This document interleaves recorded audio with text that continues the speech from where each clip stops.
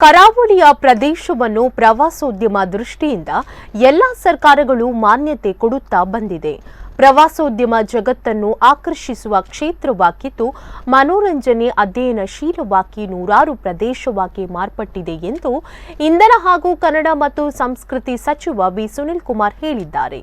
ಜಿಲ್ಲಾಡಳಿತ, ಪ್ರವಾಸೋದ್ಯಮ ಇಲಾಖೆ, ಪರಿಸರ ಮಂತ್ರಾಲಯ, ಅರಣ್ಯ ಮತ್ತು ಹವಾಮಾನ ಬದಲಾವಣೆ, ಭಾರತ ಸರ್ಕಾರ, society of integrate coastal management and beat management ಸಹಯೋಗದಲ್ಲಿ ಅಂತಾರಾಷ್ಟ್ರೀಯ ಬ್ಲೂ ಫ್ಲಾಗ್ ಮಾನ್ಯತೆ ಪಡೆದಿರುವ ಪಡುಬಿದ್ರಿ ಎಂಡ್ ಪಾಯಿಂಟ್ ಕಡಲ ತೀರದಲ್ಲಿ ಶುಕ್ರವಾರ ಆಯೋಜಿಸಿದ್ದ ಭಾರತದ 75ನೇ ಆಜಾದಿ ಕಾ ಅಮೃತ ಮಹೋತ್ಸವ ಕಾರ್ಯಕ್ರಮ ಉದ್ಘಾಟಿಸಿ ಮಾತನಾಡಿದರು.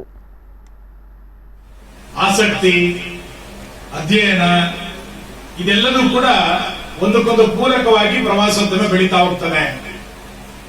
ಕೆಲವು ಪ್ರವಾಸೋದ್ಯಮದ ಕ್ಷೇತ್ರಗಳು ಮನರಂಜನೆಗೋಸ್ಕರ ಸೀಮಿತ ಆದ್ರೆ, ಕೆಲವು ಪ್ರದೇಶಗಳು ಅಧ್ಯಯನಶೀಲಕ್ಕೋಸ್ಕರ ಪ್ರವಾಸೋದ್ಯಮದ ಪ್ರದೇಶಗಳಾಗಿ ಮಾರ್ಪಾಡಾಗುತ್ತೆ. ಕೆಲವು ಪ್ರದೇಶಗಳು ಕುತೂಹಲವನ್ನ ಮೂಡಿಸುತ್ತೆ.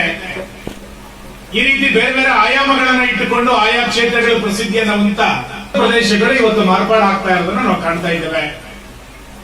ವಿಶೇಷವಾಗಿ ಕರಾವಳಿಯ ಪ್ರದೇಶವನ್ನ ಪ್ರವಾಸೋದ್ಯಮದ ದೃಷ್ಟಿಯಿಂದ ಬಹಳ ವಿಶೇಷವಾಗಿ ಎಲ್ಲ ಸರ್ಕಾರಗಳು ಕೂಡ ಮಾನ್ಯತೆಯನ್ನು ಕೊಡ್ತಾನೆ ಬಂದಿದೆ. ದಕ್ಷಿಣ ಕನ್ನಡ ನಮ್ಮ ಜಿಲ್ಲೆನವರಿಗೆ